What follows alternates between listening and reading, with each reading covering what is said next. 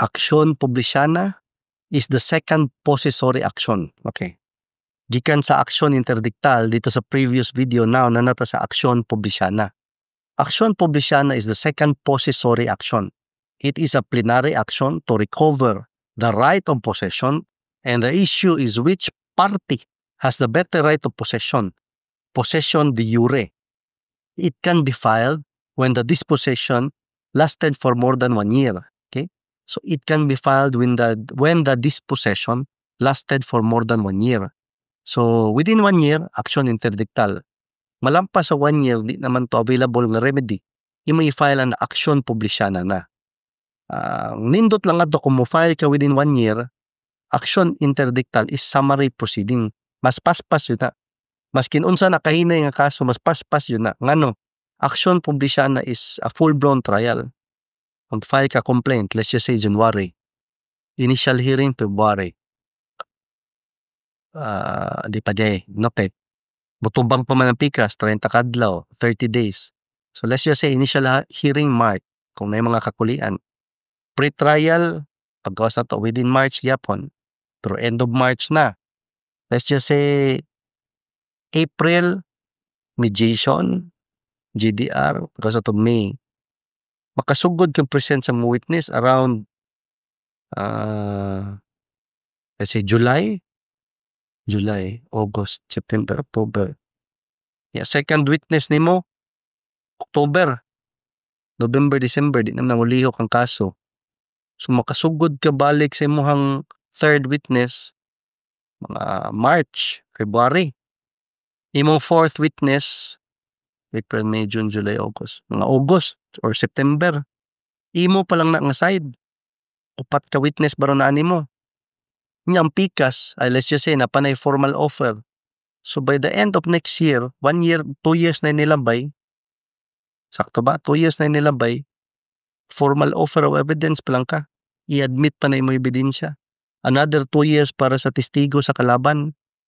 And an extra 1 year for the resetting ng mga di kakulian. No? Maglain ng lawas, absent ang judge, absent imong kalaban, mga beyond our control ba. So kana pas ang presentation of witnesses palandaan og trial proper, taas na kayo kaon sa oras. Ikumpara nimo sa summary proceeding, mga 3 to 4 months pa lang, medyo humana ang kaso kay position paper man. Wa may testigo nga molingkod sa witness stand as a general rule. Maghuwat na lang ka sa desisyon, pero humana imo ang pag-present sa evidence. Mo na nakanindot kung dito ka masud sa aksyon interdictal. Kung diri ka sa aksyon publisyana, imo testigo palingkuron pa jud sa witness stand. Nakanindot lang na maka-cross-examine ka. Kalaban ko na sa aksyon interdictal, nadyo bagagnaw, kay sayon manggod mag-affidavit ra, usog kay mamakak, masing klaro kay bakak, masing wa siya kabalo. Dali kayo kanang sana frustrating ba? Di mo ma-cross-examine ang katong nag-execute sa affidavit, mo sa na nakaapan sa aksyon interdictal, summary proceeding. Ang kaning sa aksyon publisyana, mulingkod man is witness stand, makapangutan na jud kas testigo, mabali-bali gud nimo to determine or to show to the court that the witness is lying on a certain aspect of his or her testimony. Mo na nakanindot pod, no?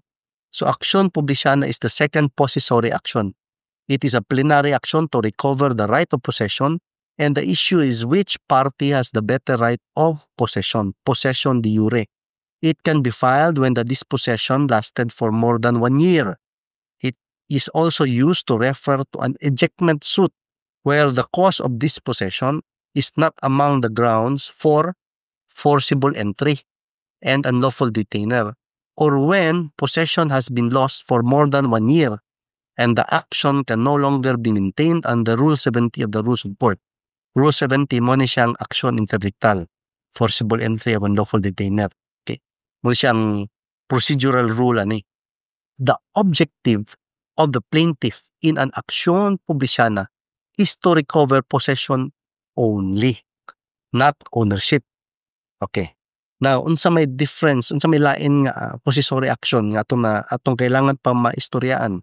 The last possessory action is action reivindicatoria or action di reivindication.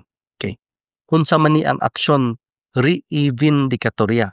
So, mo na topic sa atong next nga video. So again, this is our co-learning channel. Contribute 2025 updates lang. Bago, this year. Kaya na itong karaan. Kita naman ito nako. Katong mga bago or kung karaan manggaling ka ng landmark cases ba. Kanang bahin lang sa yuta-yuta. Kanigod ako hilig-hilig naman gud ni. So, ayaw po ko tagay og update nga lahi nga topic sa law. Kaya ang law is a very broad nga field. Di mo master tanan. Muna ako, diri rapong ko. Wa na ko manghilabot anang kaso nga masayo pa mangitaning yuta ra tong kaso samot na tong mag-apil-apil ta tong mga lain pa jud nga kaso, no? So akong preferred nga topics kanilang akong mga hilig ba. My passion and my advocacy is here. So mga related ani nga topics 2025 updates, okay? As nindot kong mga Supreme Court decisions samot na kanang agrarian cases kanang mga gikan sa Darab, no? Kanahan ko ana. And o tanang mga boundary disputes o mga judicial titling cases kaya mga kalaban sa kalabang pakitulo ba ilang kalaban na sa Republic of the Philippines through the Office of the Solicitor General nindot na ka mga landmark cases 2025 lang gikan sa gov.ph websites. So mo na itong advocacy Colergy channel. So we all learn how to avoid land disputes, and if you're already part of a land dispute or about to be part of one, learn how to choose peaceful ways, peaceful means to achieve a peaceful ending. Okay? Sayon na naisulti pero lisod kaya na buhaton. So learning from the stories nga atong mabasa sa Supreme Court cases, we will together learn how to choose peaceful ways and peaceful means to achieve a peaceful ending sa land dispute. Okay? So may email, WhatsApp, and Viber. Send links 2025 Supreme Court cases regarding sa ato ang preferred ng mga topics. Yuta-yuta, inheritance, settlement of estate, partition, last will, probate of last will and testament, judicial settlement of estates, nga na lang, or agrarian law, kamagikan sa Darab, no? Agrarian reform cases, mga agricultural tenants and landowners, saop-saop ba, saop sa yuta, gikiha ang tag-iya sa yuta. Noon ako mga kanang mga stories nga interested ko. And I would love to be updated. And anyway, it would be a win-win. Kaya kung send mo na kong link, ako masang upload diri ang video nga akong gitun-an ang katong inyong link ng gihatag. So I get to be updated, and I can also share to you the updates shared by our other viewers kung naa man galing lain, no? Basig ako review, wala po problema. Okay. So I'll see you in the next video.